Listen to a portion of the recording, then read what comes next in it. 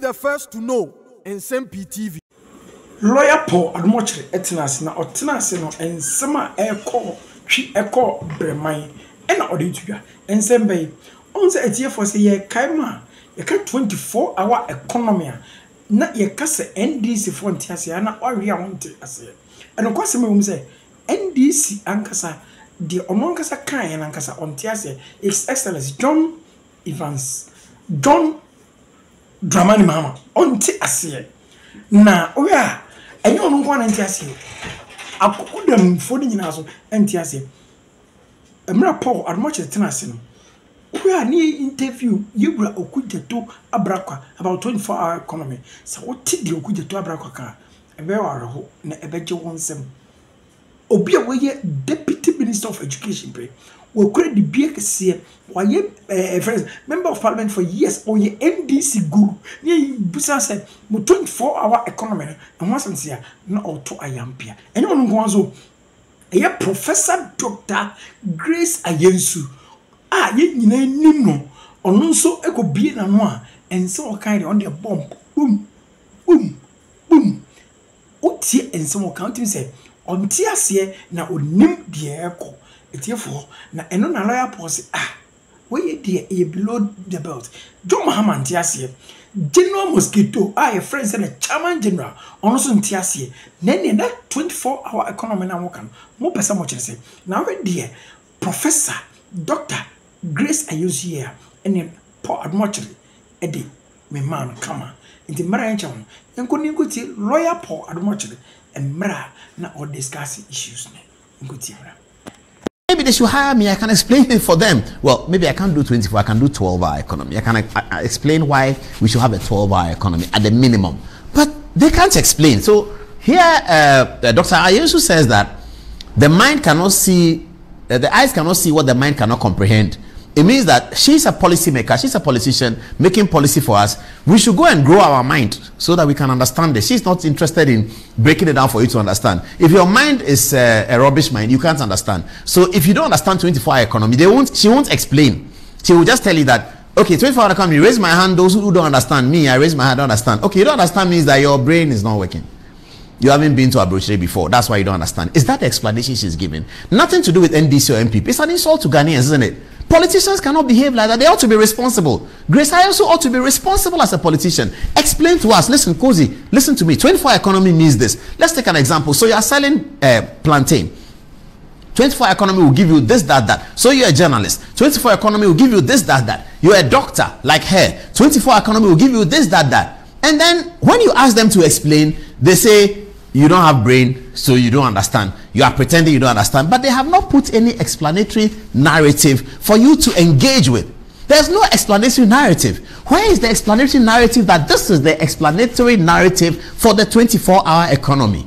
This is what Tony Edu used to talk about the NDC, that they are failing on the policy. They are policy thinkers. Maybe they should hire money to put it together for them. Frankly, we'll be able to do that. But this kind of thing, we want an election where we are debating policy. So they should deal with it. 24-hour economy is a headline, it's a title. What does it entail? Just tell us. Grace Ayensu says that you have to have brain to understand. If you don't have brain, you don't get it. That the mind cannot something. Anyway, my friend Sami Okuyeto perhaps did a better job on TV3 to explain 24-hour economy. Have a listen to him. Someone would argue that it's ill-defined and it's difficult to convince us that is the wholesome solution to the problems of our country right now. What's ill-defined about it? I mean, the 24-hour economy is a 24-hour economy. We want to move. Well, we are not learning more about how to operationalize. What we've got from the NDC. You clearly have not been listening to us, and you've not been. You want me to send you there? We have a whole blueprint. I have seen the packet. Yes. But it's only a simplified version of what will actually be applied. We are yet to understand how this will be operationalized so that the Ghanaian people can reap from it. The NDC is taking too long in giving us that, but it's been propagating 24-hour economy. A buzz which some will say is trailing off. Oh yes, certainly. It's caught on, and the TUC has described this as a game changer. That's what this country has been waiting for. It's an idea whose time has come. Look, we have put out the blueprint. We have said that the flag bearer is just teasing out portions of our manifesto. very soon, in a few months, we are going to launch the manifesto. And that's where, if you want the full program to go into the details, the bolts and nuts, you're going to have it. But there's nothing mysterious. It's not rocket science. We are not saying we are going to space. I mean, we're just talking about a 24-hour economy which has worked in other jurisdictions and can work here. Is that all? It's just a 24-hour economy for the NDC going into the 2024 election. I earlier talked about how we are going to deal with corruption. The flag bearer has said that you have a no-nonsense approach. He has said that he will start from home. Charity begins at home, you know, and that even his own appointees will not be spared. He's talked about constitutional reforms. And under constitutional reforms, he's talked about a whole swath of governance, you know, governance reforms, which include, you know, cancelling the ex gratia, for example, reducing the number of ministers. He has said that he can work with no more than 60 ministers, where we are now 87 and the likes, you know, and it's going to be more, because we thought that there's been a reshuffle. We thought they would take advantage of this reshuffle to reduce the number of ministers, but that's not what has happened. People are being removed from sector ministers. They are being sent to the presidency. They are still going to be drawing from public funds. And then at the lands ministry, I'm told the deputy minister who was removed has just been appointed a special advisor to the minister. So virtually nobody is going home. Everybody is being asked to hang on to continue to draw, you know, scarce taxpayer funds. So we are saying that we are not going to have this obese government. On the bread and butter issues is the 24-hour economy. The 24-hour economy. Very well. The 24-hour economy. We're talking about infrastructure. He said that, look, we must continue with our program to have every regional capital having an airport. He's talked about the need to have in agriculture to have farm banks. So I keep asking cooperatives. So it's we have not put out our comprehensive manifesto. I totally understand. So you see, when you ask them 24-hour economy, let me have Grace Ayensu's photograph first. I'll come to this. When you ask them 24-hour economy, that's a black one you saw. He's an intelligent man, and look at what he was saying. He ended with ministerial reshuffle and how many ministers does the president have. Then he said they're going to have airports in every regional capital. Yes, that's a good thing. How does the airport in every regional capital connect to the 24-hour economy? How do I, journalist, news reporter, how do I benefit from 24-hour economy? How does a teacher benefit from 24? How does a trader benefit from 24-hour economy? How does a young worker at the bank benefit from 24-hour economy? What is the impact that 24-hour economy is going to have? You can ask that question in 2016. You say one district, one factory. What is the impact that one district, one factory is going to have? You're going to have a district, a factory in a district to create employment for people. You're going to do this, that. So how many of the factories have been done? Even if it's one, let's go to that one factory and see whether it has had that impact. Did Ghanaians understand when they said one district, one factory? Was it explained to them? Yes, it was explained to them and they understood it. But when you ask them 24-hour economy, it is as if they borrowed it, as if they heard me talking about it and they picked it. I'm sorry to say. It's like they heard me talking about it, so they picked it. What is all the professors in NDC? Professor, this is one of them. All the professors in NDC, Professor Jinano Pokwajima, Professor Grace Ayensu, Professor Joshua Labi, Professor, they can't define 24-hour economy. The host of the program was saying that it is ill-defined. And Ablakwa said it is in a manifesto. It is coming. The manifesto is coming at some point. It's coming. When they said one district, one factory, did they say wait for manifesto? That's the point. And then young woman Akosha Menu talks about it. She says that we are not sensible. We have not lived abroad before, so we don't know. We should go abroad. When you go abroad, you know. We should buy a ticket and do passports and go abroad before we can understand the policy that the government, the people who want to come to government are showing us. The policy that the people who want to come to government, the policy that they are articulating. We should do passport, get visa, buy tickets, and go to Abroche. That's what Grace Ayensu is saying. We should go to Abroche before we go and understand the policy, 24-hour economy. They are looking for our votes. They're not looking for Abroche people's votes. Our votes. They want us to vote for them. And they say they will do 24-hour economy. Okay, what does it mean? Oh, you don't have common sense, so you don't understand. Oh, go abroad and, oh, manifesto is coming. 24-hour economy means that we'll use 60 ministers. We won't use 80 like Akufo-Addo. We'll use 200 like Kufuor. We'll use 60. We'll have airports. What does it mean? it is truly ill-defined. But let's give them the time. They say that they will show us soon. All right. So after the conversation in the studio, Grace Ayensu goes on her Facebook page. Professor Doctor, I'm not sure why she calls herself that, but Professor Dr. Grace Ayensu Dankwa, with somebody called Alma. This is what he writes. When your only talent in life is marrying McMenu's son, you will continue to arrogantly struggle to remain relevant. This is what Grace Ayensu wrote about Kosi Menu. You know, Kosi Menu is married to McMenu's son. Yes, we know that. But this is what she wrote. I mean, Grace Ayensu is a very nice woman, very intelligent woman. I mean, even this behavior is not of Takrade people. You know, Takrade people are very well raised, and she, especially coming from where she comes from, is particularly well raised. Ejapamesa, where are you? Your sister, she's gone. Oh, she's gone. Look at what. I mean, a very decent woman. Politics can destroy people in Ghana like that. I'm so sorry. This is somebody that, I mean, you would easily admire when you see her. She's so sensible. She talks so well. She's a very decent woman. And she is a woman. And look at what she's writing about another woman, a younger woman, that she should be mentoring. Even her poster in the studio, I didn't like it. But that's okay. But look at what she put out. When your only talent in life is marrying McMenu's son, you will continue arrogant. How can a politician of Grace Ayensu standard, nice, decent woman like that, look at what she's writing? Because you have to win power. Because you have to win power. She's just thrown away all the ethics. Thrown away all the... I mean, Grace Ayensu is a very decent woman. From all angles. From her training, her background, her relationship with people. She's a very nice woman. But look at what politics has done to her. She's now writing this very crass thing on social media. I feel ashamed. Oh, what is this? Ejapa Mesa, I'm talking to you. Ejapa Mesa is Kadu MP. Ewehin Pacho best of Grace Ayensu ni mwa na say more years in wano. Ya Grace Ayensu chada bakocho. Ose Kosi has married McMenu's son. Ejapa Mesa, where are you talking people? Esikado people, come. Jogate and your family, please. Your sister Grace Ayensu, she's going. Oh, she's gone. Election 2024 is taking her away. Look at this. Look at what Grace Ayensu wrote. I'll tell you my experience with Grace. I don't know her. I saw her 2016 or 2015 at an airport shell. And she spoke to me whether I'm the person doing Good Evening Ghana, blah, blah, blah. I said, yeah, but who are you? She wasn't a politician to me then. She said she's a doctor at the airport hospital. She's come from America, blah, blah, blah. So we spoke nicely. Then I told people that I met a doctor called Grace. They said, hey, Grace Ayensu is so and so's person.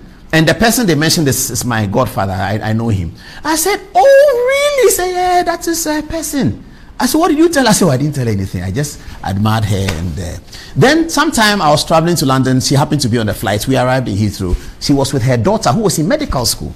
So she introduced her daughter to me that this is her daughter. She's also studying to become a doctor. Very, very decent woman. Then I heard that she was campaigning in Sikado. In fact, I was in this studio on the night of election 2020 when Alex Segbefia, who was my guest, got a phone call. And he put the phone down and said, hey, Masa, your man has been beaten. Oh. I said, which man? He said, Jogate. I said, Sikado? He said, yeah. I said, NDC has won a Sikado. He said, Ale, we won it. I quickly called Jogate. I think if I get the tape of the program, I'll bring it for you to see. I called Jogate. I said, what's happening? He said, we are still counting. I said, but I'm hearing Grace Ayensu is winning. He said, oh, no, she can't win. We are leading her. I think we'll cross the line. Now, when Jogate said he'll cross the line, I knew that Grace Ayensu had done well. Because Sikado is not a place where MPP crosses the line. They win. When the final results came, I looked at it. I said, oh, wow. Grace Ayensu went to court. I think she's still in court looking for a declaration that Jogate did not win the election. So this is Grace Ayensu. Decent woman. How does politics destroy such a person? Totally destroyed her. You go on a radio program, you cannot explain a policy that you are campaigning to be voted into office on a policy that you cannot explain. A. B. You do not want to explain. C. You insult the people who don't understand it. I mean, why do you do that? This is unfair to Ghanaians. We don't want to have whether MPP or NDC politician who is doing that. If you have a policy, come and explain it. We watch CNN every day. We see the Republicans and the Democrats shrug it out, but they explain their policy. If you don't understand it, if you don't want to us to vote for you on the policy, don't bring it up. Once you bring it up in an election year, we are going to be interrogating you about it. So what is this thing that, you know? Anyway, let's read the post again. And Cozy, sorry, we'll deal with it. Where is the post again? Let me read it finally, and then I'll leave it here. My producer says it's okay, I should stop. We have too many things to talk about. So, never again, Grace Ayensu, never ever again. This thing is so below you, it's so terrible, it's so low, it's so crass. No NDC woman will be proud of it. Whether it's Christina Mwaku-Noama, whether it's Emma Mitchell, whether it's Mrs. Anakunedu Ajiman Rawlings, any of these seniors, even Amma Benyuado, will not be proud of something like this. Grace Ayensu, you are lowering the standards of your own NDC. The NDC standards that we are aware of, this is too low. Very, very low. Never again. Go and delete your post. Don't write again. Next time you appear on TV, please do better. Okay, this, when your only talent is this, it is wrong. Kozimenu is a hard-working woman, working to make sure that she can win the NDC MPP seat for Adenta. Even if she doesn't win, Kozi has done excellent. Nobody gave her a dog's chance to win the primary. She's won the primaries comfortably, and now she's heading to victory. I believe and I hope that she will win. Here's Kozi's montage. Anyway, this is the posture. The assembly chair mechanic say, Obia nursing and teachers allowance went to meet you. Say war abinum at the time. Omutwe muna unya justification. No, they're not on your bow badai. The lack or the inability to explain what a 24-hour economy is, because basically you are being told that say a 24-hour economy, to experience it, no way to find down, I will be appreciating more. People don't need to travel. Here say ube to coin and sana what today can say. TV so people experience life through even watching the arts, videos, TV shows, and everything. Okay, so they have enough common sense. Don't insult the intelligence of Ghanaians by sitting here saying, it wasn't the same. You don't speak for me. Who need the I know the share that, so you can't space where I'm gone. But it's important that because behind the console, and you're cozy now, a Ghana phone on your Mukasa. It is in direct response to the people who even my say Prof, I guarantee you say it will take people's minds away. You need my vote.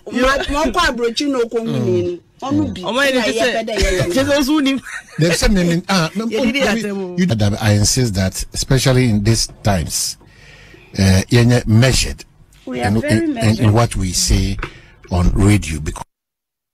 Before I get to him, there, the 24-hour economy is still a big deal, isn't it? 24-hour economy is still a big deal. So there was another explanation. So we have had the policymakers struggling to explain the 24-hour economy. Maybe this guy does a better job.